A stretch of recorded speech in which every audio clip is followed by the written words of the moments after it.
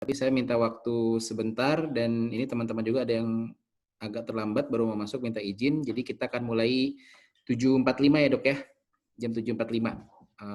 Saya minta waktu sebentar baru beres sholat mau minum dulu. Ya dok ya kita mulai 7.45. Oke, kasih dok.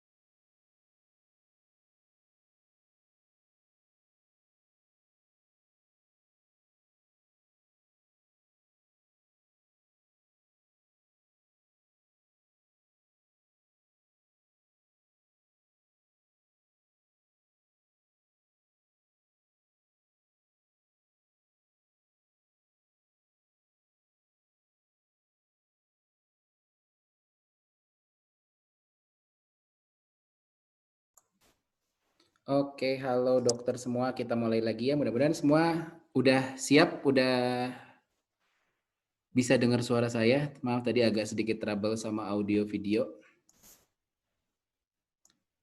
Itu background foto DP Dr. Ari di University of Central Lancashire. Iya. Ini orthoscience, siapa nih orthoscience? Namanya orthoscience. Ya, itu DP saya waktu di UCLan dok, di UCLan.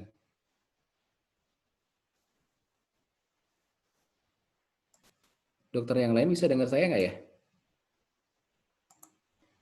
Dengar, Dok. Ya dengar. Ini saya tuh siapa? Soalnya namanya orthoscience. Coba, Pak.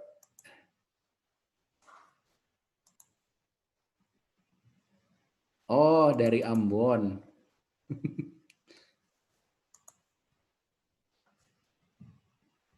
Dokter Kawono ya?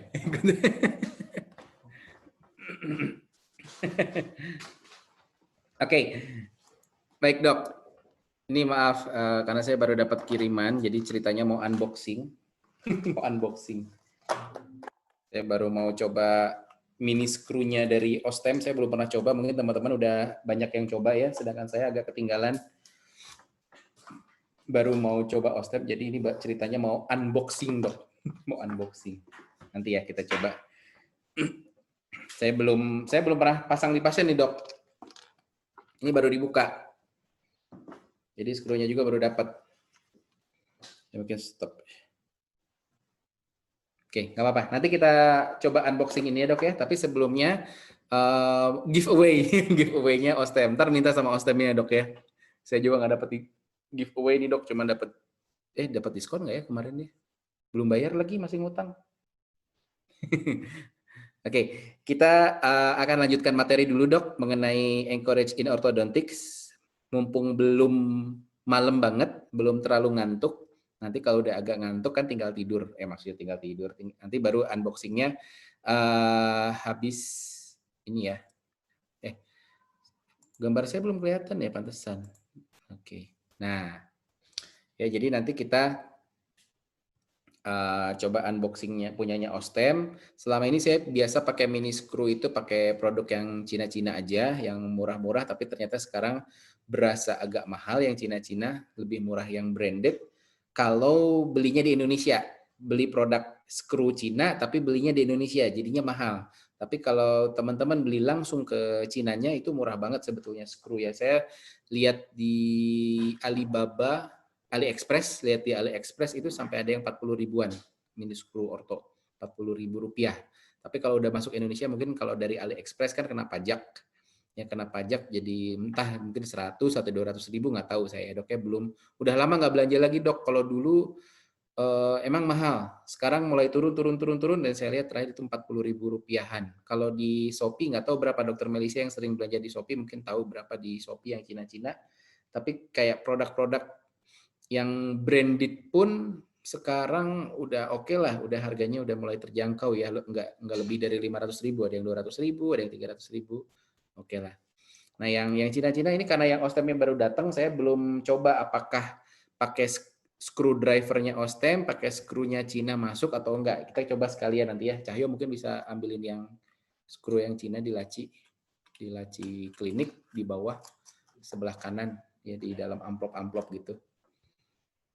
Dokter Melina iya. Dokter Melisa iya, ini rajanya online shop ya. Oke, kita lanjutkan ya dulu teorinya. Dan seperti tadi waktu webinar Gold Member diinfokan, kita akan untuk yang angkatan di atasnya teman-teman semua, angkatan 2019 itu kita akan coba lagi temu muka, dan yang angkatan 2020 juga kita coba temu muka karena saya yakin teman-teman ada yang masih belum pede pasang skru, ya masih belum pede pasang skru. Jadi kita lihat di kalender, kalau nggak salah bulan November nanti sudah ada jadwal untuk angkatan 2020 seharusnya. Kita isi hands on juga ya, dan mudah-mudahan teman-teman bisa hadir, bisa temu muka. Tapi kita tidak memaksakan, bukan jadi suatu kewajiban, tapi anggap ini suatu kebutuhan. Kalau teman-teman merasa butuh segera untuk hands on belajar pasang mini screw, yuk datang. Tapi kalau masih belum nyaman karena takut COVID, belum dapat vaksin atau apa, ya udah nanti aja. Sabar ya dok ya, sabar, jangan jangan mengorbankan resiko, apalagi tapi saya yakin teman-teman di sini nggak ada yang komorbid kan ya. Tapi setidaknya kita mengurangi resiko tertular COVID dan menularkan lagi ke orang lain. Tapi kalau ada yang pede, ada yang yakin, wah saya bisa menjaga diri, menerapkan protokol COVID, yuk kita temu muka. Tapi direncanakan di Bandung dulu ya. Karena kalau di Jakarta, mohon maaf, nampaknya beresiko ya. Bukan hanya resiko, kalau angka positif COVID sih kayaknya hampir sama persentasinya antara Bandung, Jawa Barat, Jakarta.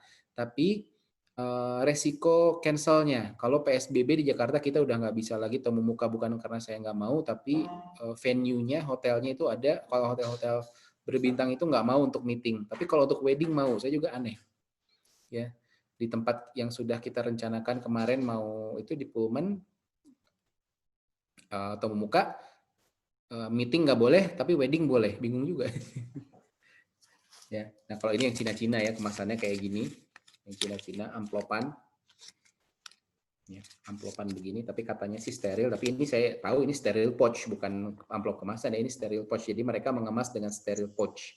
Tapi oke lah, yang Cina juga, saya selama ini pakai yang Cina, keberhasilannya bisa dibilang di atas 80% ya, berarti ada yang gagal, iya, berarti ada yang gagal. Oke dok, kita lanjutkan sedikit aja, sedikit lagi kok materinya, nggak terlalu banyak. Encourage in orthodontic, dan saya anggap ini sebagai summary ya. Yang paling penting masang mini screw itu adalah lokasi dok. Lokasi. Kalau teknik pasang, cara memasukkan skrunya itu lebih ke skill. Jadi teman-teman memang harus berlatih, dan setelah nanti dapat kesempatan hands on, teman-teman harus coba di pasien. Kalau enggak akan berani-berani. Ya sama kayak nyabut gigi. Kalau nggak coba cabut, cuman tahu teorinya atau nyabut di model, kayaknya nggak ada ya waktu koas nyabut di model, itu nggak akan bisa-bisa. Oke ya. Nah, lokasi pemasangan skru, ya lokasi pemasangan skru, kalau yang di gambar Phantom ini berarti interdental namanya dok ya. Ini lokasi pemasangan skru di interdental. Jadi ini di interdental. Ya, itu di interdental pasang skrunya. Nah, tapi kalau di tempat lain, kita juga bisa pasang skru misalnya untuk gigi di anterior, di maksila, kita bisa pasang di inferior ridge dari piriform aperture. Piriform aperture ini, kalau hidung, ini rongga hidung ya dok ya, ini rongga hidung. Nah, di bawahnya rongga hidung ini ada batas. Ya, ini adalah piriform. Nah, ini yang bentuknya seperti tetesan air atau seperti gambar hati kebalik, itu piriform atau rongga hidung. Nah, ini di bawahnya ini ada batas jaringan keras. Nah, kita bisa pasang skru di sini. Ya, di inferior ridge-nya, di batas inferior, batas bawahnya dari piriform aperture itu. Kita bisa pasang skru di situ. Ya, kalau saya perjelas mungkin di sini pasang skrunya kurang lebih.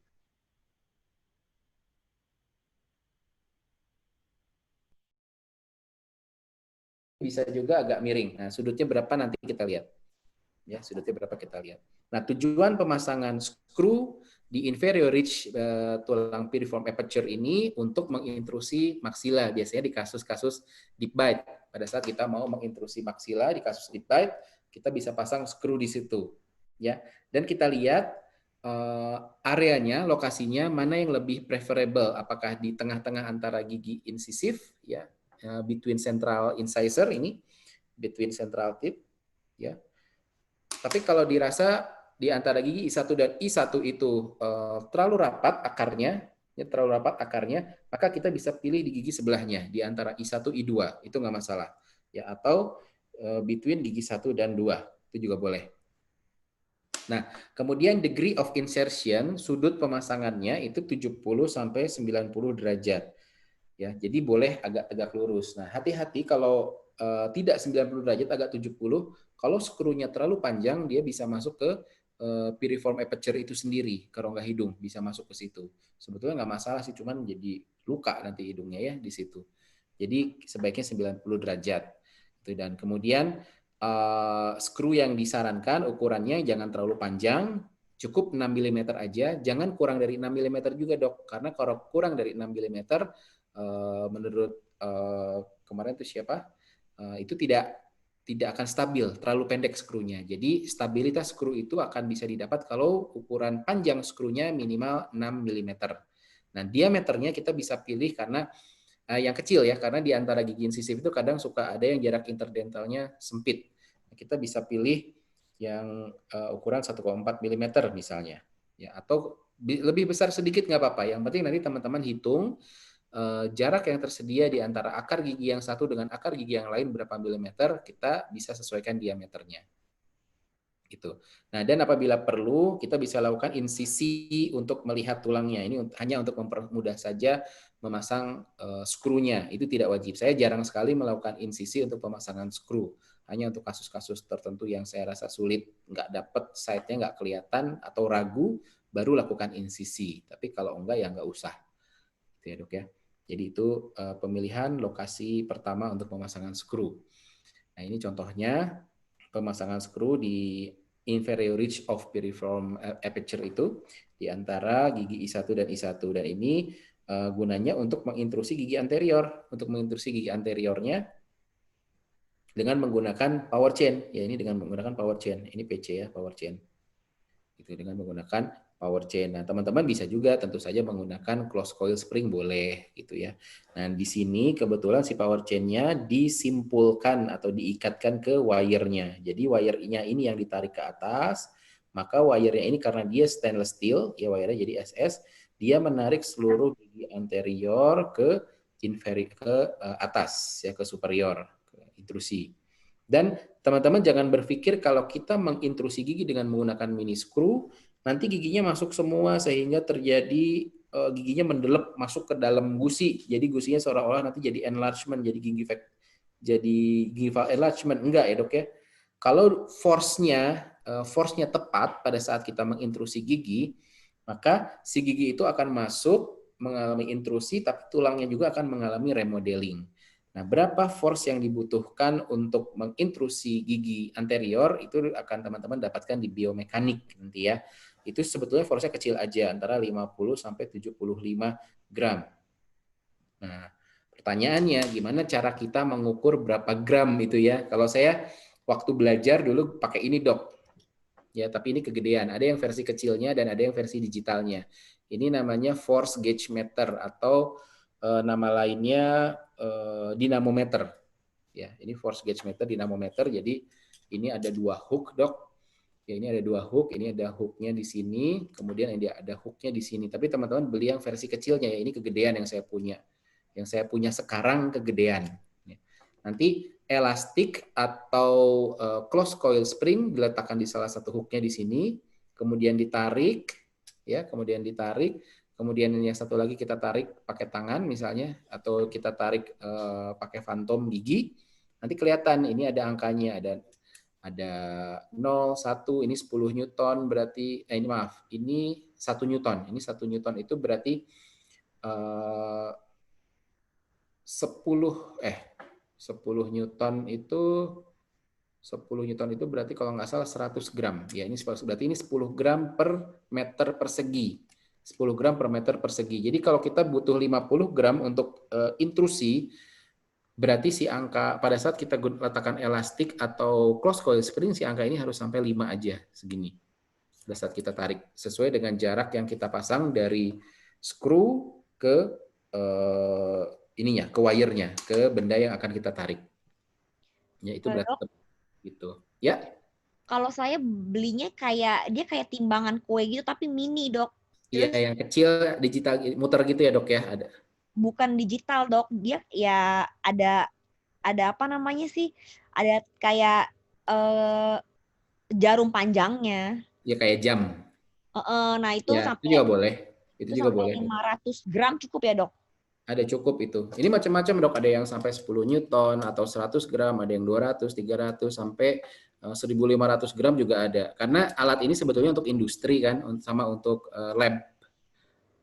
lab kimia ya, untuk lab kimia. Tapi kita bisa manfaatkan juga.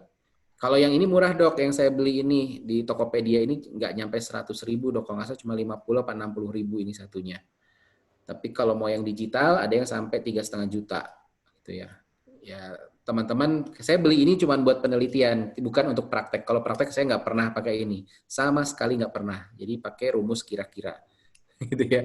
Tapi karena udah pernah penelitiannya, jadi ya bisa ngira-ngira juga lah, gitu ya. Gitu. Jadi ini hanya untuk pengetahuan aja kalau teman-teman pengen penasaran, pengen ngukur elastik berapa, dan ternyata bahkan yang merek O aja ya, elastik yang merek O, yang merek punyanya ini ya, itu dari satu pak elastik itu nggak semuanya ukurannya sama kok, itunya force-nya itu beda-beda ya, jadi nggak akurat juga.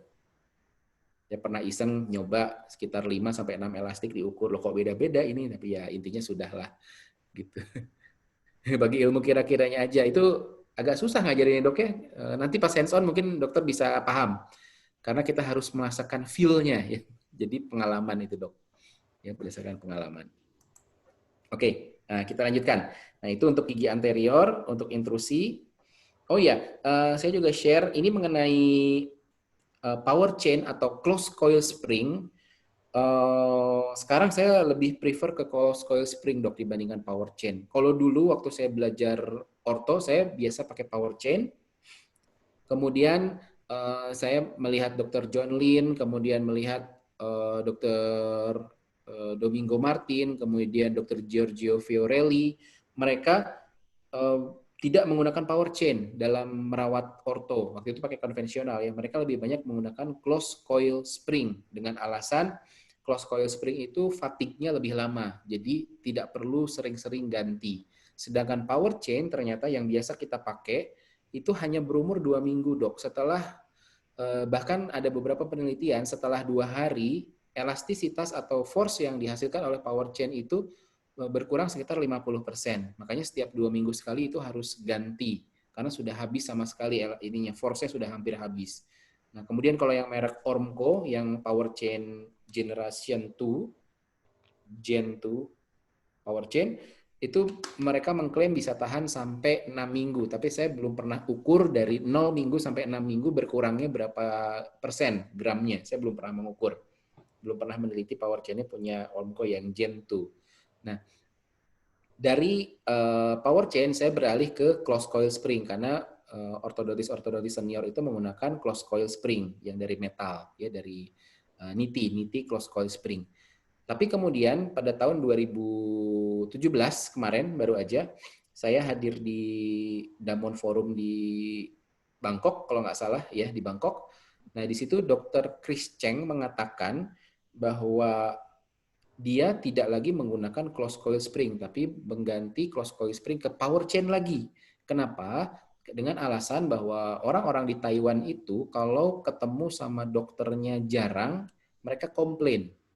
Ya kan kalau pakai power chain kan gantinya paling sekitar 2 bulan sekali atau 3 bulan sekali baru ganti baru. Nah mereka komplain karena di sana di Taiwan pasien itu bayar all in dari awal. Misalnya $5.500 untuk satu perawatan orto. Pada saat kontrol mereka nggak bayar lagi. Nah sedangkan ketemu dokternya jarang karena ganti alatnya pun lama, jarang gitu ya.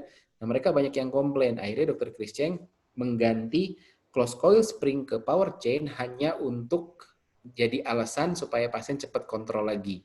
Gitu ceritanya. Akhirnya pada saat itu pun saya balik ngikutin Dr. Chris Cheng, balik pakai power chain lagi. Saya pikir benar juga ya. Apalagi pasien orang Indonesia. Ya, kalau nggak disuruh kontrol karena ada sesuatu mau diganti, karena ada alat yang mau diganti, mereka males kontrol. Ya, tapi bukan karena apa-apa, karena kalau di Indonesia kan kontrol bayar lagi, ya dok ya. Jadi mereka malas untuk bayar lagi. Nah, tapi saya temukan hasilnya ternyata tetap beda. Power chain dan closed coil spring buat saya pribadi, pengalaman saya tetap lebih efektif closed coil spring. Jadi belakangan ini kurang lebih 1 tahun belakang saya kembali lagi ke closed coil spring. Ya, jadi itu silahkan dokter dicoba aja pakai power chain atau closed coil spring mana yang lebih efektif. Yang pasti kalau pakai power chain harus lebih sering ganti. Gitu. Ya, harus lebih sering ganti power chain-nya. Gitu, Dok. Oke. Nah, ini juga contoh pemasangan skru di anterior, di inferior ridge dari piriform aperture. Kemudian, nah ini teman-teman kalau lihat foto ronsen ini pada saat mau memasang skru di anterior, kalau kita lihat di area insisif dengan insisif ini cukup besar, ya cukup besar. Nah ini bisa dipasang mini screw. Nah piriform itu kan sekitar di atas sini ya, jadi kita bisa pasang skrunya di sini dengan sudut 90 derajat atau 70 derajat. Boleh pasang skru di sini. Mau pasang di antara dua skru, misalnya di antara gigi I1 dengan I2 di sini dan di sini pun masih oke. Ini areanya masih luas. Masih luas, jadi teman-teman bisa pasang skru di situ. Nah, yang pasti selalu ukur kesediaan space ya dengan menggunakan probe baik di klinisnya, di pasiennya maupun di foto ronsen. Nah, kalau buat teman-teman yang lupa gimana cara membuat rumus perbandingan untuk mengukur di ronsen dan di keadaan klinis sebenarnya, ya teman-teman bisa gunakan ini. Kalau saya biasanya gini dok, di ronsen kita ukur misalnya dari sini ke sini dapat 10 mili, ya di ronsen 10 mili di situ. Kemudian kita ukur mesial distal. Enggak, ini ya. Misalnya kita ukur mesial distal aja. Mesial distal gigi I1 dari sini ke sini, misalnya 10 mili. Ya. MD I11, misalnya 10 mili. Kemudian di pasien, di keadaan sebenarnya di pasien kita ukur ternyata di realnya, kita ukur misalnya mesial distal gigi 11 itu 8 mili. Secara logika berarti aslinya jarak aksis, jarak antara akar gigi I1 kanan dengan I1 kiri itu lebih kecil dari keadaan di foto sebenarnya. Ya, berarti kalau kita bikin rumus 10/8 sama dengan ini di foto berapa? Misalnya di foto kita ukur ternyata di situ 9 mm. Ya, dari sini ke sini 9 mm. Berarti keadaan sebenarnya berapa? Ya, hitung aja ya, 8 kali 9 berapa sama dengan 10 kali berapa, gitu kan? Kurang lebih, ayo yang masih bangun matematikanya berapa nih? Kurang lebih berarti di sini sekitar 7, sekian. Ya, berarti dari sini ke sini sekitar 7, sekian. Nah, berarti kita bisa memilih skru yang ukurannya misalnya anggaplah 7 mili. 7 mm, kita butuh space di sebelah mesial screw dan di sebelah mesial screw-nya lagi, sebelah kanan kiri screw itu 1,5 mm, 1,5 mm. Ingat kemarin waktu saya terangkan harus ada space disisakan di sekitar screw itu 1,5 mm kanan, 1,5 mm kiri. Kepadatan tulangnya harus tersisa segitu. Berarti kita sudah kehilangan space 3 mili. Nah, berarti kita bisa pasang skru. Ini kurangi 3 ya berarti. Nah, berarti kita bisa pasang skru yang ukuran diameternya maksimal 4 mili. Oh, itu gede banget ya, Dok ya. Skru kayaknya nggak ada yang 4 mili. Jadi kita bebas memilih diameter skru untuk kasus di foto ronsen ini, pasien di foto ronsen ini. Kita bisa pakai yang 2 mm, 1,8, 1,6, 1,4 itu bebas. Karena ruangannya sangat banyak, yang sangat luas. Itu kurang lebih cara ngukurnya. Ya, untuk mengukur ketinggian dari CEJ, misalnya dari ujung tulang alveolar ke akar juga sama. Kita pakai rumus perbandingan. Gitu dok, kurang lebih untuk masang skru. Nanti kalau bingung hands on deh ya, hands on. Gitu. Nah kemudian lokasi pemasangan skru selanjutnya bisa kalau untuk rahang atas bisa dipasang di tulang alveolar di antara gigi-gigi posterior, gitu ya, di antara gigi-gigi posterior. Nah teman-teman bisa memilih di antara gigi 6, 7 atau di antara gigi 5, 6 tergantung mana space yang lebih luas dan lebih aman untuk pasang skru di interdental atau interroot, interakar. Nah tujuannya untuk apa? Untuk anterior retraction, untuk retraksi gigi anterior. Kemudian, nah pemasangan skrunya ini, ya gigi posterior itu ada namanya central of rotation. Ya, central of rotation. Nanti diterangkan di biomekanik. Nggak tahu udah atau belum ya, angkatan 2020 kayaknya belum. Ya, biomekanik belum ya. Nah, itu harus sedekat mungkin dengan central of rotation dari gigi-gigi sebelahnya, dok. Ya, dari gigi-gigi sebelahnya. Nanti central of rotation gigi itu biasanya antara 1/3 sampai 2/3 akar gigi. Nanti diterangkan lah ya di biomekanik. Karena anterior dan posterior COR-nya atau center of rotation-nya beda. Nah, kemudian pasang hook di distal lateral gigi distal dari gigi I2 ya paralel dengan tempat pemasangan skru. Paralel itu maksudnya sejajar, dok. Ya, maksudnya sejajar. Kalau kita pasang skru di sini, usahakan panjang hook-nya ini juga paralel. Jadi kan kadang ada hook yang terlalu pendek cuman segini ya. Nah, itu hindari pakai hook yang itu. Berarti kalau teman-teman pakai crimpable hook yang ready fabricated, yang sudah tersedia di supplier atau di dental supplier, pilih crimpable hook-nya yang panjang, yang long crimpable hook. Ya, kalau ternyata kurang panjang, ya kurang tinggi. Tapi kalau kita pasang skrunya agak bawah, misalnya di sini baru kita bisa pasang crimpable hook yang pendek. Kalau di supplier nggak dapat crimpable hook, teman-teman jangan ganti pakai Kobayashi.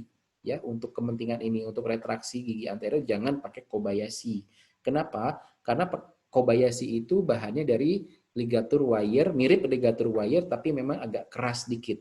Tapi tetap ya kalau kita buat terlalu panjang Kobayashi-nya, misalnya kita pakai Kobayashi di sini, bikin Kobayashi gitu ya, gitu. Nanti ini letoy, apa ya letoy, lemah, gampang lentur gitu ya, gampang bengkok si Kobayashi-nya. Jadi sebaiknya usahakan dapat crimpable hook. Kalaupun nggak dapat crimpable hook, terpaksa teman-teman bikin wire bending. Nah, itu nanti kita belajar wire bending ya kalau ketemu. Bikin wire bending, bentuknya seperti ini kurang lebih. Gini boleh bentuknya gini juga boleh, ya, tilup gini boleh. Mau bikin omega juga boleh gitu ya. Omega jangan deh. Kalau omega nanti nariknya di sebelah sininya. Ya, tapi kalau tilup kita bisa letakkan close coil spring kan di sini atau power chain-nya di sini. Ini juga bisa diletakkan di sini. Jadi kalau power chain gini. Ya, ini kalau ini gini. Kalau ini nggak bisa diletakkan di sini, pasti kepleset ke bawah sini. Ini jangan, ya, no, ini jangan. Itu untuk penarikannya, ya. Nah, ini yang tidak disarankan yang seperti ini. Skrunya dipasang di sini, tapi ini hooknya pendek di sini. Nah, kenapa tidak disarankan? Karena nanti pergerakannya tidak akan murni ke distal, tidak akan murni ke posterior, enggak. Tapi dia miring gini. Maka akan ada efek gigi anterior mengalami intrusi nanti. Nanti pada saat udah narik ke belakang, meskipun dia pakai stainless steel, nanti gigi anteriornya bisa intrusi, nanti bisa open bite di sini. Ya, bisa terjadi open bite, itu efek sampingnya. Makanya ini hooknya harusnya sejajar di sini. Kecuali tujuan kita memang mau mengintrusi, misalnya ini deep bite, ya misalnya ini deep bite, baru kita lakukan seperti ini supaya dapat efek ke posterior dan juga dapat efek intrusi, gitu. Ya, kecuali mau mendapatkan efek sampingnya. Gitu, dok. Nah, ini juga sama kalau mau pasang di skrunya di tulang alveolar di antara gigi posterior, maka kita harus perhatikan di gigi posterior ini kok malah coret-coret. Nah, gigi posterior ini areanya mana aja yang aman untuk pemasangan skru. Nah, tadi sudah disebutkan kalau di gigi posterior biasanya pasang di antara gigi 6, 7 di sini, boleh juga di antara gigi 5, 6. Ya. Nah, kalau tujuan kita memang untuk retraksi gigi anterior saja, retraksi gigi anterior ke belakang, maka pemilihan pemasangan skru di interdental itu yang terbaik, ya. Karena resiko vektornya jadi melenceng itu kecil, karena kita bisa pasang crimpable hook yang long, maka akan sejajar crimpable hook yang long sejajar dengan tempat pemasangan skru, ya. Dengan syarat ada space untuk retraksi untuk gigi anterior yang diretraksi. Ya, berarti ini indikasinya, contoh indikasinya adalah retraksi gigi anterior setelah premolar dicabut. Nah, kalau kita mau retraksi seluruh rahang ke belakang, kita tidak bisa pasang interdental. Karena nanti pada saat gigi posterior ini ke belakang akan nabrak skrunya, Dok, kalau pasang skrunya interdental. Ya. Nah, kalau mau mundurin seluruh rahang, berarti kita nggak boleh pasang skru interdental. Berarti pasang skrunya misalnya di infrazigomatik. Ya, jadi sekali lagi, kita pasang skru di interdental untuk narik gigi anterior kalau ada ruangan di antara gigi anterior dengan gigi posterior, which is atau artinya ada gigi yang dicabut, ada space, gitu, ya, baru boleh. Nah, sekarang kembali ke ronsen ini, pemasangan skru di antara gigi 6 dan 7 itu preferable enggak? Kita lihat lagi ukuran antara akar gigi 6 dan gigi 7 itu berapa, ya, berapa milimeter. Kalau ternyata tidak cukup, ya, karena kalau di rahang atas itu sebaiknya pakai skrunya yang diameter kecil, misalnya 1,6 milimeter, tapi panjangnya usahakan agak panjang. Kalau interdental di rahang atas, misalnya panjangnya 8 atau 10 milimeter. Nah, misalnya kita punya skru yang 1,6 milimeter. Ini yang mau dipasang di rahang atas misalnya. Atau, ada yang angkat tangan. Dokter Eli. Ya, boleh silakan Dokter Eli mau tanya apa? Dokter Eli angkat tangan. Mau nanya atau mau minta izin ke belakang?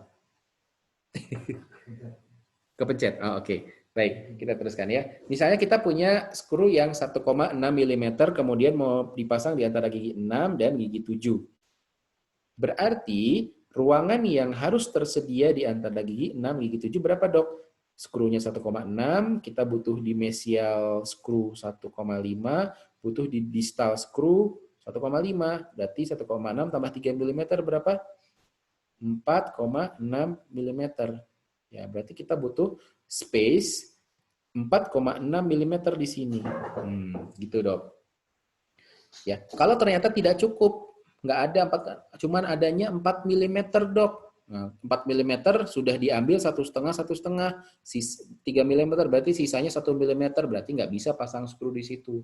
Karena nggak ada skru yang ukurannya 1 mm, paling kecil 1,2, itu pun kata literatur tidak akan mudah patah, ya, akan mudah patah ukuran 1,2 mm itu.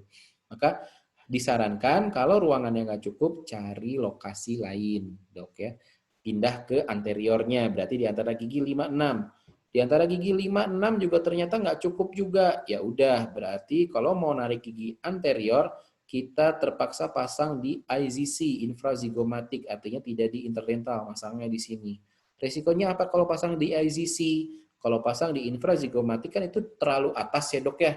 Berarti nanti vektornya tidak akan lurus ke sini, tapi vektor resultannya akan agak miring ke atas. Maka akan dapat resiko gigi anteriornya pada saat diretraksi juga mengalami efek samping intrusi. Nah, itu yang harus dicegah intrusinya. Biasanya digabung supaya nggak intrusi, pasang elastik juga intermaksilari ke sini. Jadi di rahang yang sama pakai skru ke IZC, ke infrazigomatik. Kemudian untuk menghindari efek samping ekstrusi, pasang juga elastik ke rahang bawah. Itu contohnya, Dok, ya. Jadi kita harus, memang biomekanik harusnya lebih dulu ya, cuman saya khawatir teman-teman nggak nerusin belajar orto kalau belajar biomekanik dulu. Gitu. Ya, oke. Ya, ukur pakai probe ya, seperti biasa. Nah, kemudian, ini yang saya sebut-sebut tadi, di infrazigomatik. Nah, infrazigomatik itu apa ya? Pemasangan skru di infrazigomatik itu seperti apa? Infrazigomatik itu sebetulnya kalau tulang bukal itu kan vertikal bentuknya gitu ya. Jadi ini ini gigi misalnya, ini gigi. kemudian di sininya ada tulang bukal itu kan vertikal ke atas, kemudian nanti melengkung gini. Nah, itulah tulang infrazigomatik. Sayang saya nggak punya patung tengkorak, kayaknya kita perlu beli deh yuk, patung tengkorak, kayaknya perlu juga itu. Lucu juga gitu ya. Yang sintetis, jangan yang asli, jangan kepala orang beneran. Jangan kepala orang beneran yuk. Nah, infrazigomatik itu hanya ada di area antara gigi 7, 6, dan 5 sedikit. Ya, jadi di anterior nggak ada infrazigomatic crest, dok. Ya, seperti di gambar ini juga hanya di sekitar gigi, ini malah gigi 8 ya. Gigi 8, gigi 7, gigi 6. Nah, hanya ada di situ infrazigomatic, ini tulangnya. Di anterior, di gigi premolar, apalagi caninus dan incisif itu tidak ada infrazigomatic, hati-hati. Ya, jadi hati-hati. Jadi adanya tulang infrazigomatic itu di posterior, ya dok ya. Nah, tujuannya untuk apa pemasangan skru di infrazigomatic crest? Yaitu untuk meretraksi seluruh rahang. Rahang atas diretraksi ke belakang semua, rahang bawah diretraksi ke belakang semua. Ya kalau rahang bawah bukan di infrazigomatic ya, di buccal shelf. Kalau rahang bawah di sini. Ya, di sini pasangnya. Gitu. Kemudian used to need surgical procedure itu dulu ya, dok ya. Biasanya dulu perlu prosedur bedah karena si gingiva-nya, jaringan lunaknya itu biasanya harus diinsisi dulu, bikin flap dulu, begitu tulang IZC-nya kelihatan, oh itu di situ IZC baru dimasukin skrunya. Ya. Tapi sekarang karena sudah ada skru khusus untuk infrazigomatic crest, kita nggak perlu lakukan bedah. Cukup langsung hand drilling aja, pakai pilot point, kemudian hand drilling langsung masuk situ bisa. Gitu ya. And then sometimes need pre-drill katanya ya. Kadang membutuhkan pengeboran. Kenapa? Karena tulang infrazigomatik itu keras, dok. Lebih keras dari pemasangan dari tulang alveolar. Ya, tulang infrazigomatik itu IZC itu lebih keras dibanding tulang alveolar. Jadi kadang ada skru yang pada saat diputer, ya saya pernah pakai skru yang Cina, masang di IZC, kalau nggak masuk-masuk, nggak tembus-tembus, gitu ya. Akhirnya saya lakukan cara lama, yaitu pakai pre-drill dulu. Dibor dulu tulangnya pakai low speed, pakai bor tulang, atau pakai bor bundar untuk preparasi mahkota juga nggak apa-apa, tapi pelan-pelan, ya. Baru setelah dapat lubang sekitar setengah mili sampai 1 mili, baru skrunya dimasukin. Itu enak. Meskipun pakai yang Cina-Cina, yang agak tumpul juga tetap bisa masuk, dok. Ya. Nah, kemudian ini teori lama ya, dok ya. Sometimes kita perlu mengextend si IZC screw itunya dengan ligatur wire. Kenapa? Kalau kita pakai screw yang kepala pendek, kalau pasang di IZC itu kan free gingiva, bukan attached gingiva, bukan gingiva cekat. Biasanya kepala skrunya itu terbenam di dalam. Ya, kepala skrunya terbenam di dalam, makanya kita perlu mengextend. Tapi sekarang nggak perlu karena ada skru yang khusus untuk IZC yang punya kepala agak panjang. Gitu. Ya. Nah, ini IZC kalau dilihat dari oklusal, dok ya. IZC kalau dilihat dari oklusal seperti itu kurang lebih. Ya, pasangannya biasanya di antara gigi 6 7. Ini nggak perlu di antara gigi sebetulnya kalau di IZC, nggak perlu interdental. Kita bisa saja pasang skru di bagian bukalnya gigi 6 misalnya, atau bagian bukal gigi 7 itu nggak masalah. Karena di IZC, bukan di interdental, jadi tidak akan kena akar. Gitu ya, tidak akan kena akar, dok. Nah, ini contoh pemasangan skru di infrazigomatic crest. Ya, terlihat skrunya ngadepnya ke atas gini, jadi nggak miring gini, nggak kayak interdental yang 45 derajat gitu, ya dok ya, tapi ke atas. Ya. Kalau interdental kan gini, 45 derajat. Kalau ini ke atas gitu, ya, masuk ke atas. Nah, ini untuk menarik seluruh rahang. Jadi bisa untuk kasus yang tanpa pencabutan. Misalnya ini kan di gambar ini kelas 2 nih. Nah, ini saya ambil dari internet. Si dokternya ini pengen memundurkan seluruh rahang atas supaya relasi molarnya nanti jadi kelas 1. Nah, kalau pasang di interdental kan nanti ketabrak, dok, pada saat retraksi giginya ke belakang. Ya. Makanya bisa mentok, nggak gerak. Nah, supaya tidak nabrak, nggak ketabrak, skrunya pasangnya di IZC. Nah, tapi resikonya di IZC, seperti kita lihat di sini, vektornya nggak paralel. Tidak, harusnya kan yang bagus kan ke sini, dok. Vektornya ke sini. Ya, sedangkan ini agak miring ke atas. Gitu. Nah, sekali lagi untuk mengimbangi supaya tidak terjadi efek intrusi di regio anteriornya, teman-teman boleh pasang elastik dari sini ke sini. Ya. Meskipun ini stainless steel, kadang-kadang ada efek intrusi, efek samping. Nah, makanya selain pakai close coil spring di intramaksilarinya, juga pakai elastik intermaksilari situ. Oke ya, itu di infrazygomatic crest. Oke, sekarang, nah ini contoh juga ya, kalau dilihat dari depan, pemasangan skru di infrazygomatic crest itu dia betul-betul posisinya agak lurus ke atas, vertikal ya, maksudnya vertikal, agak vertikal posisinya. Gitu. Dan ini pemilihan skru yang bisa kita pasang di infrazygomatic. Nah, pilih skru yang ininya panjang, karena bagian ini nanti tidak akan masuk ke dalam tulang. Yang masuk ke dalam tulang cuma bagian dari tip ke body aja. Body aja. Ini juga bisa dipakai. Ya, ini tip ke body. Nah, ini headnya yang keluar. Nanti makanya bagian ini jangan sampai terpendam di dalam gusi. Gitu ya. Ya, ini dalam gusi ya. Ini dalam gusi, ini di dalam tulang. Ini dalam tulang. Ini dalam tulang, ini dalam gusi. Nah, ini yang keluar. Bagian ini yang keluar yang bisa kita pasang alat. Ya. Atau bisa juga pakai yang panjang begini, tapi ini kayaknya kepanjangan. Ya, biasanya ini kalau yang ini biasanya skru untuk dipasang di retromolar pad biasanya, ya, atau di ramus mandibula. Biasanya pakai skru yang panjang begini. Ya. Gitu, oke. Jadi nggak perlu di extend ini, ya, nggak perlu di extend. Ini zaman dulu. Kalau kita pakai skru yang gini di infrazygomatic, baru kita extend. Oke. Nah, kemudian di rahang atas tempat lain untuk pasang skru bisa di tuberosity of maxilla, di tuberositas maxillaris. Tujuannya untuk apa? Untuk meretraksi dan mengupright gigi posterior, gigi molar posterior. Nah, di sini kalau kita mau pasang di tuberosity of maxillary, kita perlu skru yang panjang karena masangnya susah, Dok. Ya, masangnya susah, nggak kelihatan kadang. Makanya perlu skru yang headnya panjang seperti ini. Dan biasanya untuk masang di sini kita nggak bisa pakai hand drilling, harus pakai contra angle.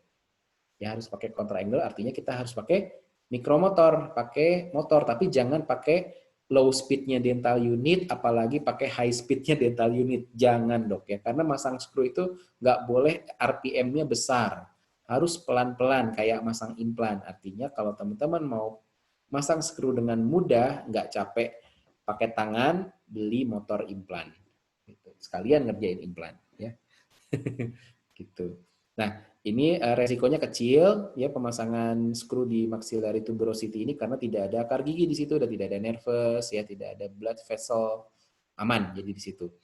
Ya, cuman limited approach, gunanya ya hanya untuk itu aja, untuk retract dan upright maxillary posterior, itu aja.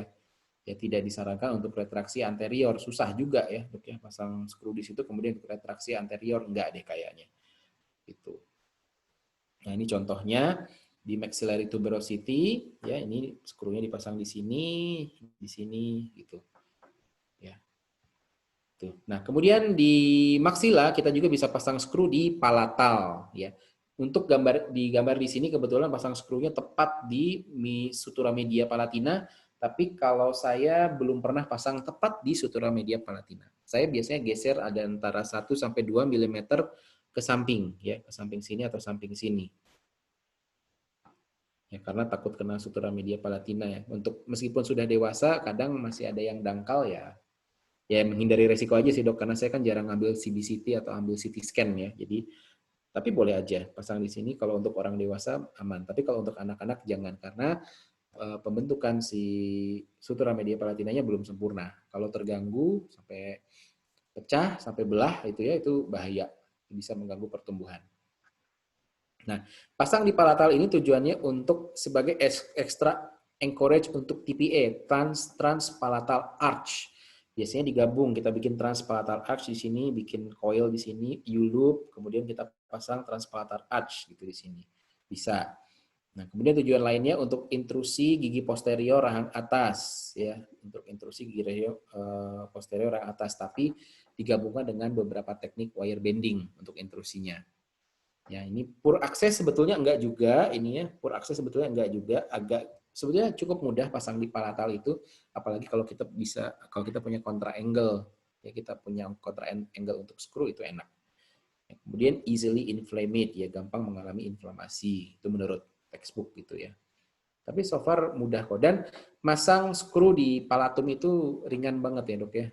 Pakai tangan juga sebetulnya bisa, cuman sudutnya aja agak susah kalau pakai tangan. Kadang kan masangnya gini, ya. Jadi si obengnya itu harus bengkok sebetulnya. Tapi ya nggak apa-apa sih. Kalau nggak ada mikromotor, nggak ada motor implan pun boleh-boleh aja sebetulnya. Kemudian untuk rahang bawah, ya yang pertama kita bisa pasang skru di area gigi I1 dan I1 rahang bawah. Itu boleh, ya dok ya. Boleh. Tujuan untuk apa? Untuk mengintrusi gigi anterior rahang bawah, seperti yang digambar animasi ini. Kita bisa mengintrusi. Kenapa aja? Kita bisa mengintrusi dengan menggunakan anchorage screw dipasang di sini, ya dok ya. Kemudian juga buat protection, ya bisa juga itu ya, untuk menarik gigi posterior ke depan, ya. Tarik di sini pakai apa, pakai power chain ke sana, pakai power chain ke sana, itu bisa. Bisa saja, ya dok ya, nggak masalah. Nah ini contohnya pemasangan skru di anterior, rahang bawah, itu boleh. Ya. Kemudian, apa lagi ya? Oke, masih rahang bawah. Di rahang bawah kita juga bisa pasang skru di retromolar area, retromolar pad, dan bahkan kita bisa juga pasang di ramus mandibula. Tapi kalau di ramus mandibula karena dia jarak antara tulang, kadang ada orang yang jarak antara tulang dengan bagian luar gigi fanya itu jauh, kita pakai kepalanya atau headnya yang panjang juga, yang besar ya, yang panjang, ya dok ya. Kemudian di mandibula kita juga bisa pasang skru di buccal shelf. Nah, buccal shelf ini misalnya ini bagian buccal, ya ini bagian buccal. Kemudian ini gigi molar, ini lingual. Nah, pasangnya itu di sebelah giginya, dok. Sebetulnya di sebelah giginya, ya. Jadi paling mudah, dan semakin posterior itu semakin luas buccal shelf. Ya, ini sempit, kemudian semakin posterior semakin luas. Makanya kalau pasang skru di buccal shelf sebaiknya di antara gigi 6-7 deh di sini. Karena kalau di bagian di gigi 6-7 ini ya, dok ya, maaf, 6-7 ini. Karena kalau di antara gigi 7 dan 8 itu kadang agak jauh, harus ke belakang. Tapi kalau teman-teman bisa akses ke sana, apalagi punya kontra angle, jadi kontra angle kayaknya perlu deh ya untuk pasang skru. Kalau yang sering pasang skru itu oke lah kontra angle untuk implan ya. Dan teman-teman bisa pasang di antara gigi 6-7, bisa juga di antara gigi 7-8. Itu. Nah ini semakin luas, jadi enak, nggak akan kena akar pasangnya. Berapa derajat sudutnya kalau di buccal shelf? Sejajar atau paralel dengan vertikalnya gigi atau aksis gigi itu nggak apa-apa. Ya, bisa, bagus. Nah ini kepentingannya sama seperti pemasangan skru di IZC kalau rahang atas. Kalau di buccal shelf rahang bawah, si skrunya ini tujuannya misalnya untuk retraksi seluruh mandibula ke belakang. Seluruh, misalnya di kasus kelas 3 gitu ya. Kasus kelas 3 kita pengen mundurin mandibula ke belakang semua, kita bisa pasang skru di buccal shelf. Nah ini contoh foto pemasangan skru di buccal shelf gitu. Ya, buccal shelf gitu. Oke, nah itu kira-kira posisi-posisi umum yang biasa kita pasang skru, ya tempat untuk memasang skru. Dan sebetulnya lokasi-lokasi ini masih banyak dok ya. Sebetulnya masih banyak. Dokter bisa sekreatif mungkin menentukan posisi-posisi pemasangan implan selama dokter paham anatomi.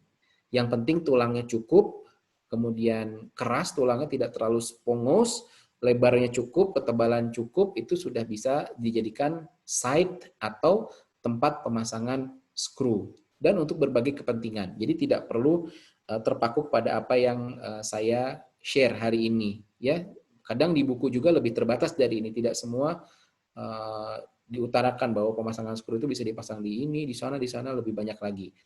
Nah, sering-seringlah ikut seminar teman-teman ya. Biasanya pembicara-pembicara sekarang, apalagi lagi musim pandemi gini, mereka punya trik-trik khusus tempat-tempat yang lebih preferable untuk pemasangan skru untuk kepentingan tertentu, untuk retraksi anterior, misalnya untuk uprighting gigi molar bawah yang biasanya lingual versi atau mesial drifting, yaitu bisa kita tiru.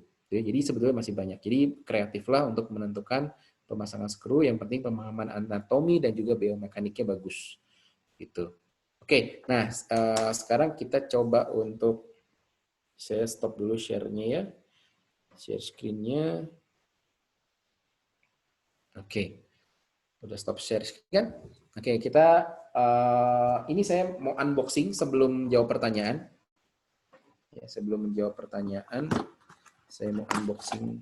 Nah, ini Ostem. Mungkin teman-teman udah ada yang pernah pakai, saya yakin ya. Kalau saya baru, Dok, mohon maaf. Agak kuper nih sama masalah belanjaan. Nah, ini Ostem, kemasannya seperti ini. Dus-nya seperti ini. Kemarin saya beli dapatnya nggak tahu murah, nggak tahu mahal. Berapa ya, Yo ya? 10 juta kalau nggak salah. 10 juta dapat screw kit ini. Kemudian dapat skrunya ini 10. Oh iya, nah, 10 buah. 10 buah boleh milih. Ya, 10 buah skru boleh milih. Skrunya yang panjangnya apa, itunya apa ya. Oke lah, worth it ya menurut saya karena kalau dibandingkan dengan merek lain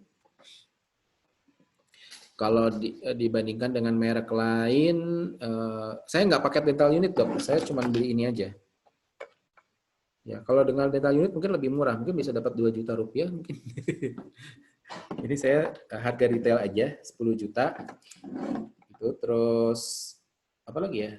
Oke. Nah, biasanya kalau merek lain kayak punyanya Chris Cheng itu kurang lebih 11,5 juta kitnya ya. 11,5 juta. Kalau punyanya Ormco ya nggak tahu sekarang berapa. Dulu sempat dapat 10 skru juga sama kitnya itu 45, Dok, 45 juta.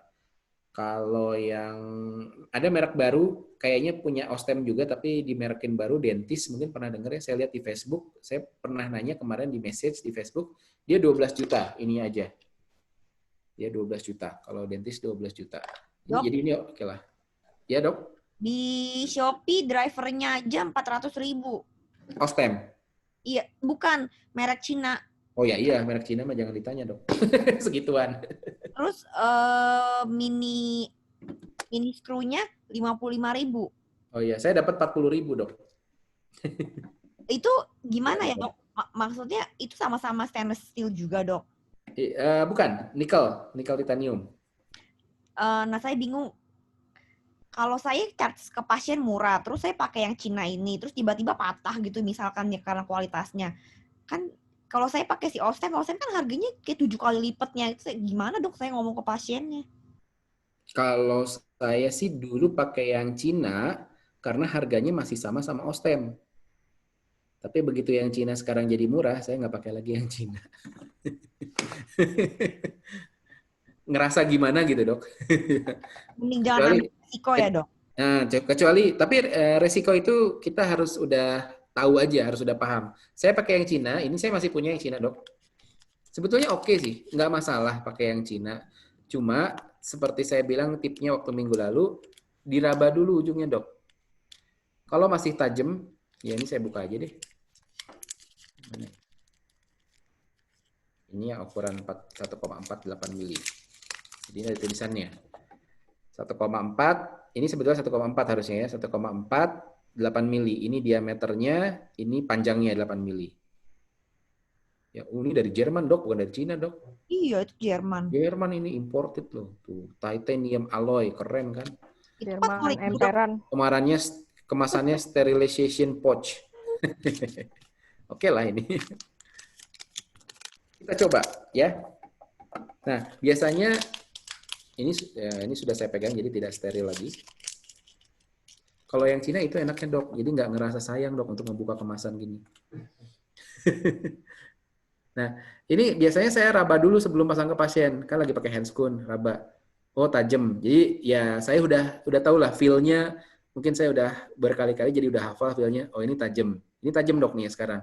Biasanya kalau yang tajam, sekali skru aman, langsung masuk. Kendala yang Cina yang sering saya temui itu ininya tumpul. Di sini tuh tangan kita nggak sakit gitu loh. Jari kita nggak sakit, kita tusuk-tusuk ini nggak sakit. Nah, kalau tumpul, biasanya saya akalin. Akalinnya apa? Dikasih initial drill dulu di tulangnya, apalagi rang bawah.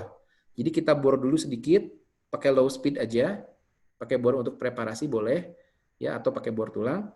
Setelah agak ada dalamnya, ada celahnya dikit, baru kita masuk skru ini. Aman dok pakai yang Cina. Oh.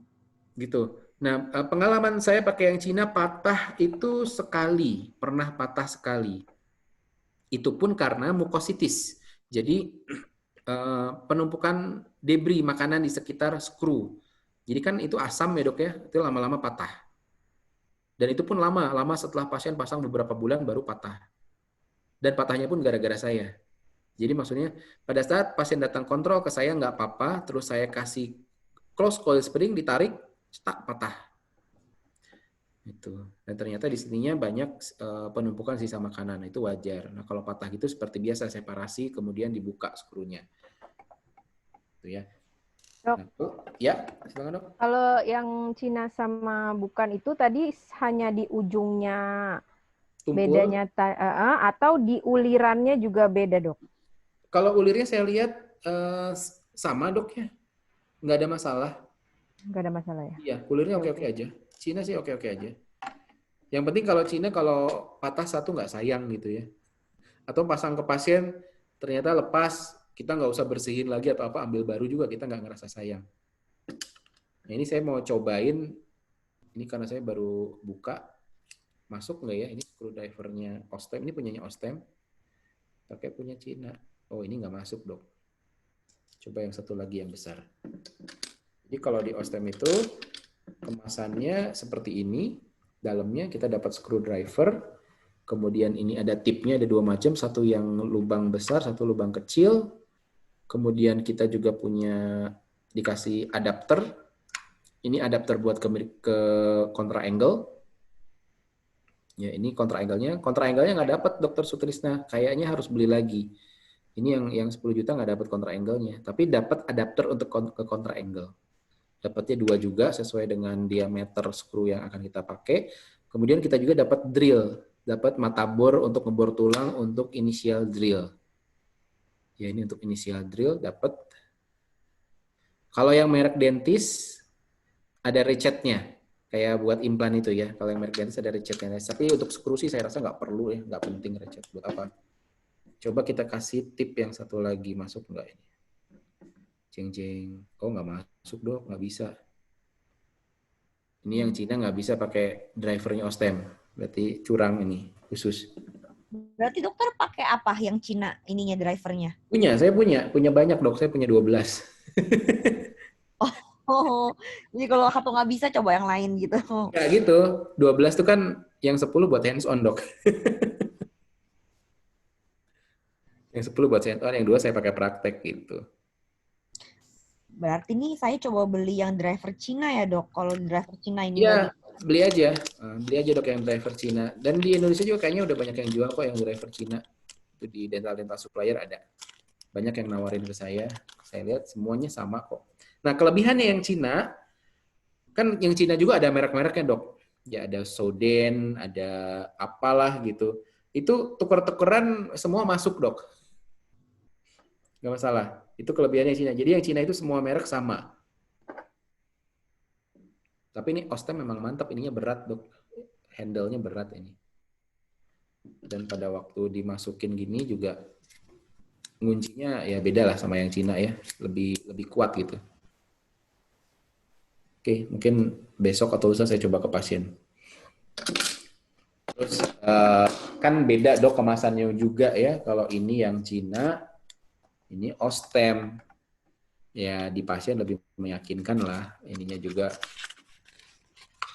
biasa seperti implannya Ostem lah sama. Kan si kemasannya seperti ini. Nah, kalau yang Cina kan cuman gini udah aja. Gitu. Jadi oke lah ini. Kalau driver Cina dipakein skru Ostem masuk nggak, dok? Nah itu belum coba. Coba Cahyo ada driver Cina nggak di lemari atau di bawah?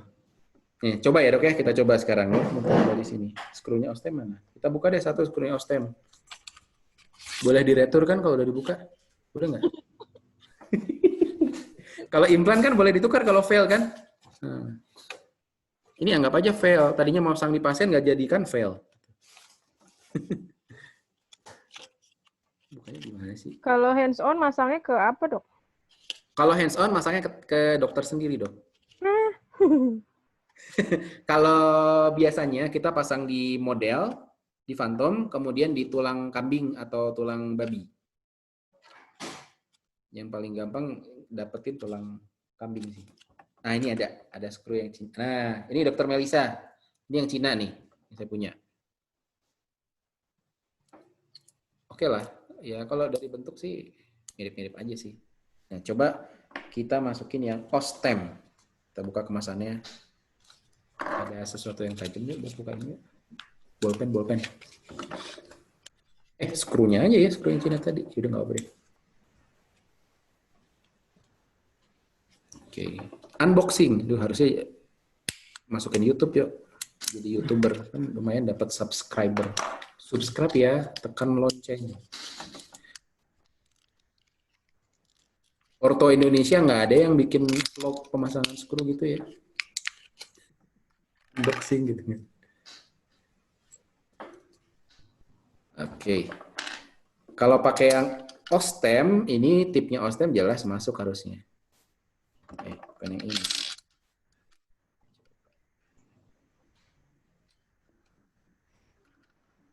Ini tipnya Ostem. Oh iya, masuk. Jelas masuk tuh, ikut ya. Ini skrunya ikut.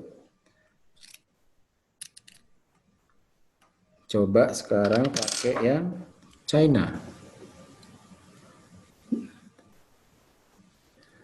Dok, masuk dok. Wah, cucok. Masuk dok. dan bisa muter. Asik. Sih, berarti ke Ostem beli skrunya doang dong kalau gitu ya. Iya, soalnya udah ada aku yang Cina, Dok. Tuh bisa. Nyesel ya dok. Tahu Enggak gitu. lah. Enggak lah dok. Kan unboxing. Dokter Ari kan gratis dari Ostem. Wah, enggak dok, ini dok. Saya Endorse. kerja sama Ostem. Tapi kepikiran juga, ntar bilangnya ke si Mister siapa itu. Support yuk gitu. Ya, jadi yang Ostem pakai screwdriver Cina bisa. Tinggal beli skrunya aja. Oke lah. Cuman kalau dibalik, skrunya skru yang Cina, drivernya Ostem nggak masuk, dok. Tadi udah dicobain, berarti nggak masuk. Berarti saya harus beli drivernya Cina dan skrunya Cina. Atau skrunya Ostem. Gitu. Atau skrunya Ostem. Apa si skrupnya itu Ostem, tapi drivernya driver Cina. Gitu. Tapi sebenarnya yang penting kan skrupnya ya. Kalau driver kan cuma beli sekali. Yang bagus aja berarti, dok. Oke lah ini. Oke. Ya. Jadi itu cerita unboxingnya. Kalau Dan skrunya Ostem berapa, Dok? Kalau skrunya Ostem? berapa ya? Soalnya saya beli paket 10 juta dapat 10 skru. Berapa Beli Dokter Melisa? Oh, 300-an ya apa 200 gitu kalau nggak salah? 360 satu kalau beli satuan. 360. Iya. Oh, itu ada bonnya. Coba.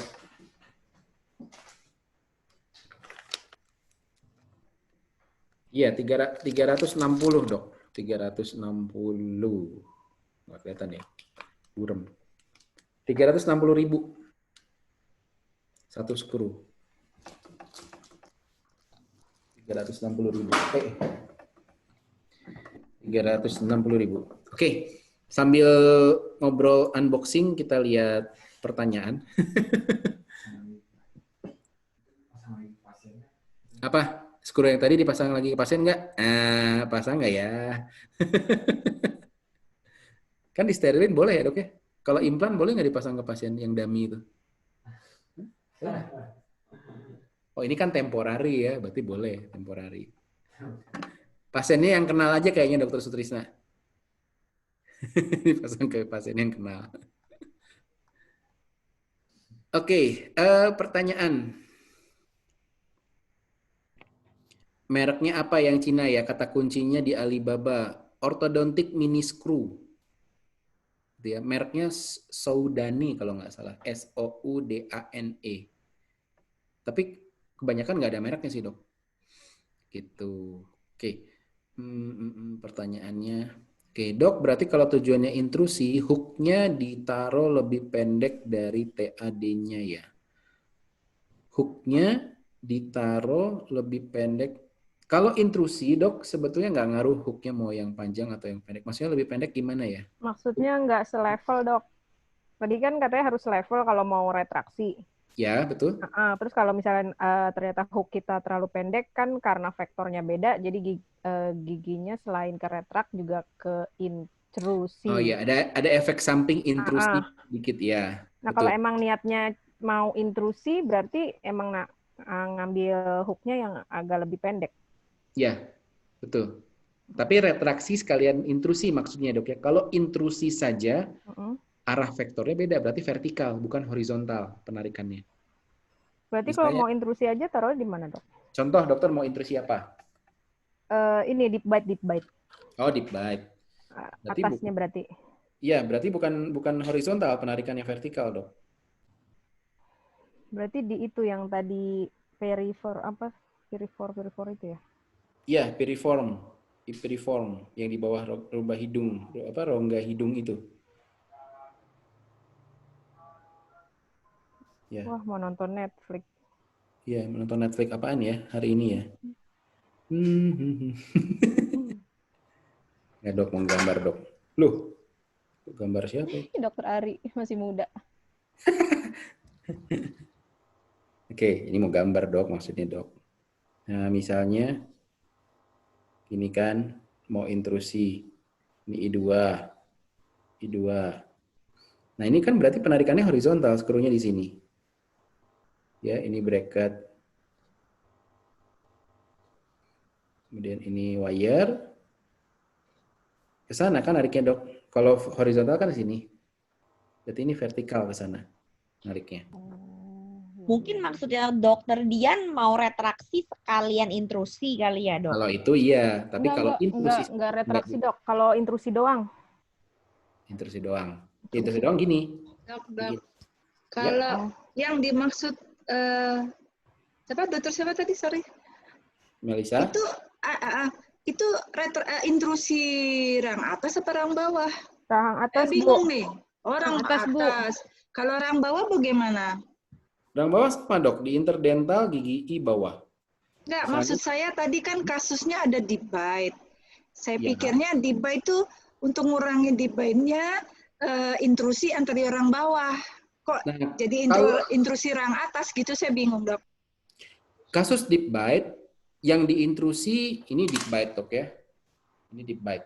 Deep bite itu kita lihat kurva SPI-nya dulu. Kurva SPI dari masing-masing rahang. Rahang atas gimana, rahang bawah gimana. Lalu kita tentukan mana yang kita anggap sebagai penyebab intrusinya, penyebab deep bite-nya. Yang kita anggap menjadi penyebab deep bite-nya siapa. Ya. Kalau penyebab deep bite-nya itu ternyata rahang bawah, berarti kita intrusi rahang bawah aja.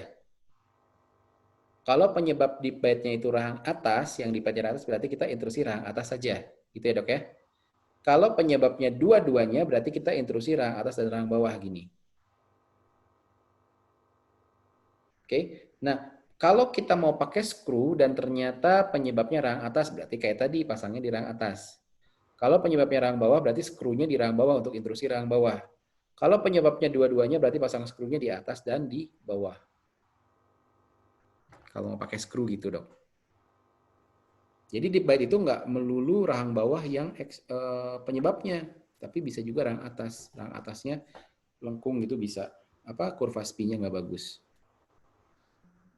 Gitu, itu berarti nanti diligasi dari 3-3 apa 2-2, dok? Kalau ligasi tidak terlalu perlu ya. Kalau ligasi tidak terlalu perlu. Selama kita di gigi-gigi yang akan kita intrusi bareng-bareng itu pakai stainless steel, nggak perlu ligasi sebetulnya. Oke. Dok, kapan kita pasang anterior text di antara midline, dan kapan kita pasangnya mesti dua kiri kanan? Space-nya dok. Kalau space-nya semuanya aman, untuk efisiensi pasangnya di antara I1 I1 saja. Tapi kalau di antara I1 ini I1 kemudian akarnya terlalu dekat, sebaiknya di antara I1 dan I2 atau bahkan di antara I2 dan C misalnya. Boleh aja. Jadi kita lihat ininya apa? Space. Kita lihat space di akarnya, Dok. Kayaknya kemarin sempat ada yang ngomong kalau untuk mau intrusi gigi depan atas hanya pasang satu di tengah itu efeknya flaring, Dok. Efek sampingnya lebih flaring dibanding kiri kan. Betul, Dok. Kalau flaring sebetulnya mau pasang di tengah, mau pasang di antara I1, I2 itu sama-sama flaring. Kenapa flaring? Karena kan bentuk tulang maksila, os maksila itu nggak lurus kayak tembok gitu, Dok. Tapi bentuknya kan gini, melengkung. Maka gigi pada saat intrusi itu nggak vertikal ke atas murni gitu, pergerakannya pasti gini akarnya. Oh, berarti kita untuk antisipasinya pas bikin torque di wire kah atau kita di power chain kah atau gimana, Dok? Ya, biasanya intrusi itu disertai dengan retraksi ke posterior. Meskipun dia tidak ada space. Tapi retraksi posteriornya itu tujuannya untuk meminimalisir flaring. Atau bisa juga pakai intermaxillary elastic. Dari distal I2 kasih elastik ke molar bawah misalnya. Itu juga bisa. Untuk mengurangi efek samping flaringnya. Atau nanti diperbaiki dengan torquing spring. Oh. Itu kalau di berbarengan, konvensional. Dok. Ya? Berbarengan ya? Berbarengan. Kalau di Damon kita bisa pilih low torque. Ada kasus deep bite, meskipun deep bite tapi si mahkota udah gini. Kalau hanya ngelihat itu kan logikanya pakai high torque ya, Dok ya. Untuk bikin gini kan. Nah, tapi karena kita mau intrusi nanti gerakannya gini, kita pilih low torque. Jadi nanti pada saat gini dia kembali low torque lagi, tegak lagi giginya. Dok, kalau nggak mau pakai intermaxillary elastik, pakai cara apa, Dok, tadi? Dalam satu rahang bisa intramaxillary elastic, kita pakai power chain ke belakang atau pakai close coil spring. Dari pakai power chain-nya berarti kita pasang crimpable hook ya di distal ya, ini? Di distal I2 pasang crimpable hook. M1. Betul, kayak M1. Oh, gitu. Berarti iya ya, Dok, sama kayak Dr. Stuart Frost. Iya. Enggak lah, Dok, dengan dia, Dok. Dok, maaf Dok, yang tadi diulang Dok, yang kalau udah pasang di piriform, terus dari piriform ke SS-nya itu pakai close coil ya? Bisa pakai close coil spring, dilipat 2, Dok. Oh, dilipat 2. Ya, bisa juga pakai power chain. Dilipat 2 tuh maksudnya gini, ini tangan saya misalnya wire nih, atau ini deh kepanjangan, kegedean tangan saya. Ini wire. Nah, ini wire ya, Dok ya. Dari atas, oke apa ya? Nah, jadi nanti si ini itu gini, Dok. Si close coil springnya. Nah, kayak gini, Dok. Oh, gitu. Ya, ini ujung apa namanya close coil springnya ini jadi 2, nanti 2 dimasukin ke screw. Oh iya, ngerti. Ya, paham ya, Dok ya? Kalau si power chain enggak ya, enggak kayak gitu. Sebetulnya power chain bisa kayak gini juga, tapi power chain kan bisa di kayak gini loh, Dok. Ada karet nggak, yuk? Tuh, masker bekas. Ini aja deh, susah amat. Gini, Dok. Di SS-nya dimasukin ke... Ya, ini wire nih. Ini wire, ya Dok ya. Ini wire. Ini power chain. Power chain giniin. Kemudian masukin sini. Bikin simpul. Kayak belajar pramuka. Oh, gitu. Simpul pramuka. Simpul jangkar namanya, Dok. Masih ingat nggak? Ayo. Enggak. Nah, gini jadinya. Oh, iya. I see. Kalau pakai spring agak susah bikin gini, Dok. Logam soalnya. Kalau pakai power chain bisa. Tarik deh. Terus nanti setiap kontrol berarti power chain-nya ganti dan jadi lebih dikit ya lubangnya gitu. Iya, betul. Lebih dikit lubangnya. Oke, pasti dok. Tuh. Oke. Oh, bisa nanya dok? Bisa nanya? Enggak, orang Ambon. Ini Gini dok, ortolisis apa namanya? dok gini dok, bisa nanya. Gini kan, Ya. yang tadi itu kan mengenai apa? Yang kalau untuk mengantisipasi flaring kan biasanya diganti dengan low torque kan, dok? Ya. Yang tadi itu penarikan intrusi atau maupun yang apa? Yang retraksi. Ya. Itu kan antisipasi dengan low torque kalau ada retraksi. Kemudian tapi kenapa saya pernah ketemu di Alexander Discipline itu mereka malah nggak percaya bracket torque, low torque, high torque itu dok? Ya, karena ada play yang besar. Oh, ada play yang besar. Ya, karena ada play yang besar. Lalu Jadi, kenapa mereka lebih percaya Alexander Discipline? Maksudnya bracket mereka? sebetulnya Alexander itu rod dok prescription-nya. 12 Iya. derajat sebetulnya untuk gigi incisif Dok, atas. dok, Ya, dok ini Damon Quantum ini low-nya gigi I1 plus 2 loh dok. betul. Tegak 2 banget derajat. ya. Betul. Apakah ngeri dok pakai itu dok? Ngeri gimana maksudnya dok?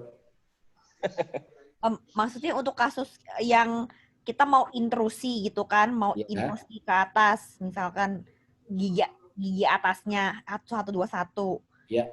Terus pakainya si Damon Quantum itu yang low Ya. atau yang standar aja cukup, dok?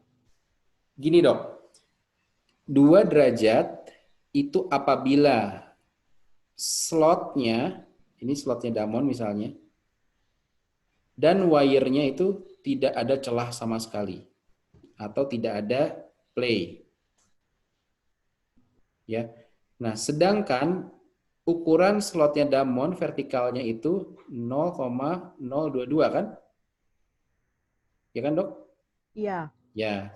Bracket slot kan 0,022 Damon itu ya, pada umumnya bracket segitu. Nah, wire terakhir yang dokter gunakan wire berapa kira-kira? Untuk intrusi kan mesti yang SS 1925 ya? Nah, 1625. Seandainya pakai yang lebih besar sekalipun 1925, maka ukurannya nggak akan exact sama dengan ukuran slot bracket kan?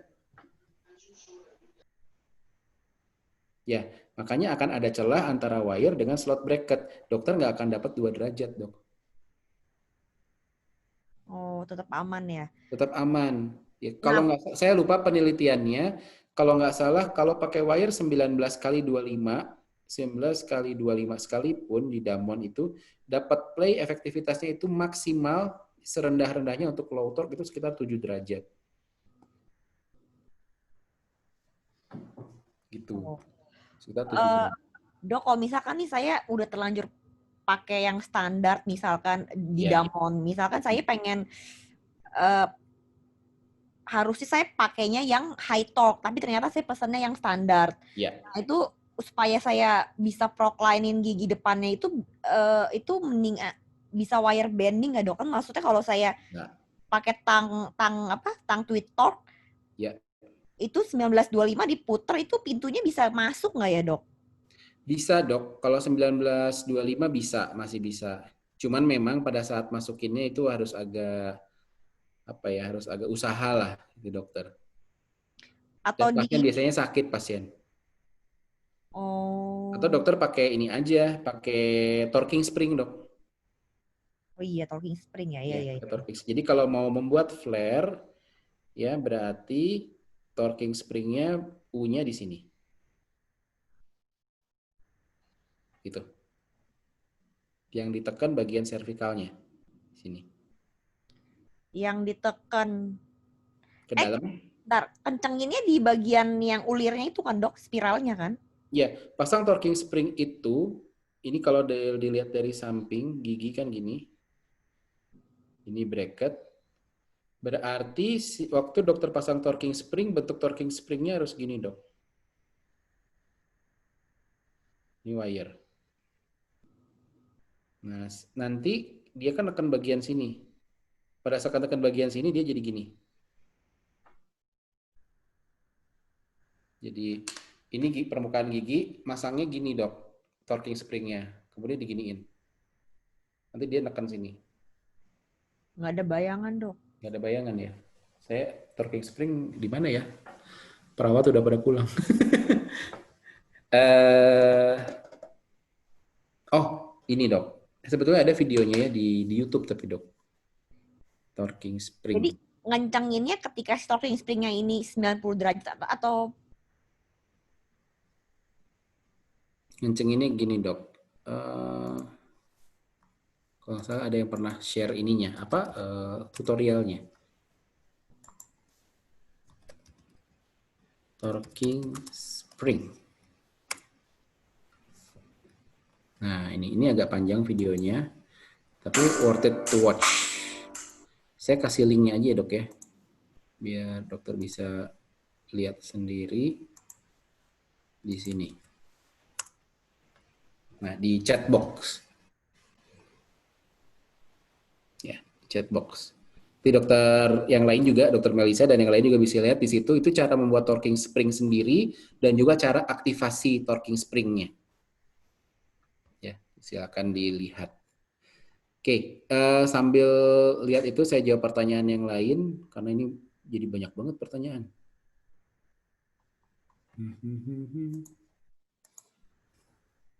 Coba.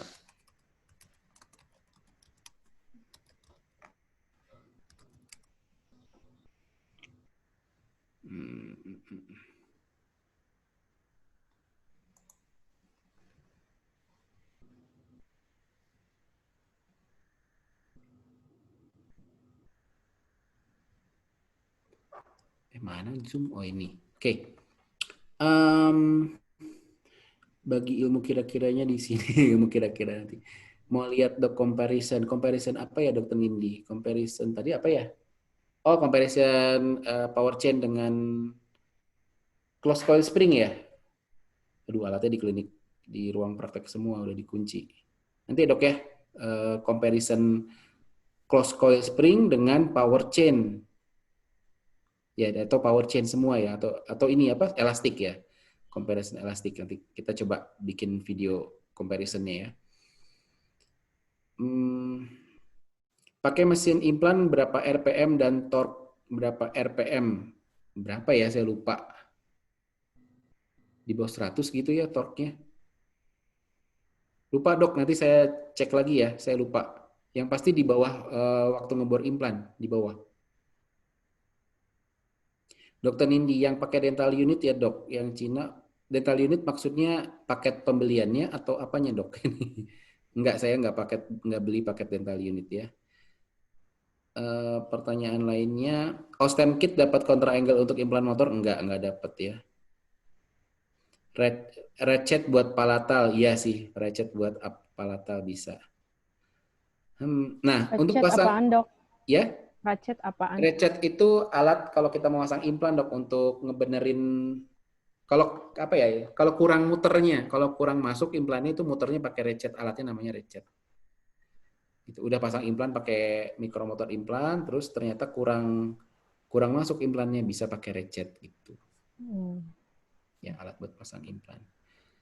Harus steril seperti pasang implan nggak dok? Kalau menurut teori iya dokter Sutrisna ya, menurut teori harus steril seperti pasang implan. Tapi jujur saya sendiri tidak steril seperti pasang implannya. Contohnya pasien nggak perlu pakai duk bolong gitu ya. Kemudian skrunya setelah dibuka dari kemasan nggak perlu ditaruh di salin dulu, langsung aja masukin. Tapi tetap sediain salin boleh gitu ya. Yang penting bersih dan steril aja. Oke, itu yang dokter Ari udah ya tadi ya. Langganan Netflix? Enggak, dokter Kawono ya. Saya nggak langganan Netflix. Cahyo yang langganan Netflix. Dokter Sutrisna, dok berapa persentase pasien dokter yang pakai skru? Persentasi ya? Nggak banyak sih dok, sekitar setengah lah, 40-50% yang pakai skru. Nggak banyak sih. Nggak semuanya pakai skru. Ya.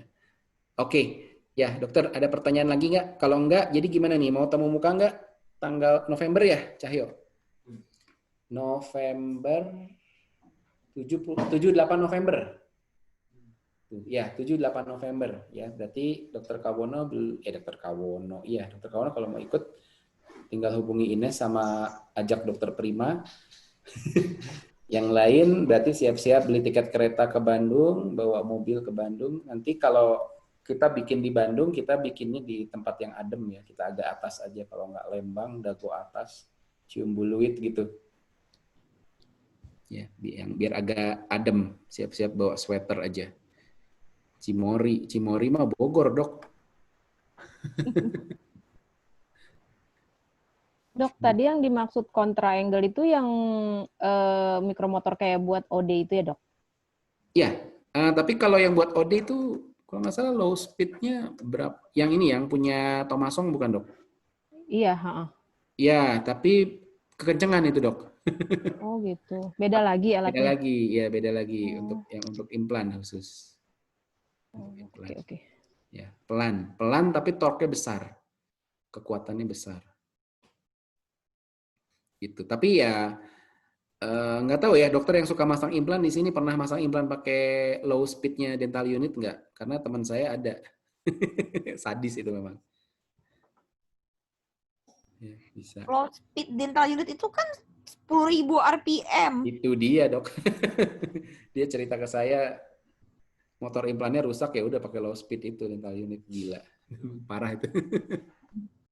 Perlu berguru tuh sepertinya. Iya, perlu berguru itu. Orang Jakarta kok, Dok, yang tidak mau disebutkan namanya. Oh.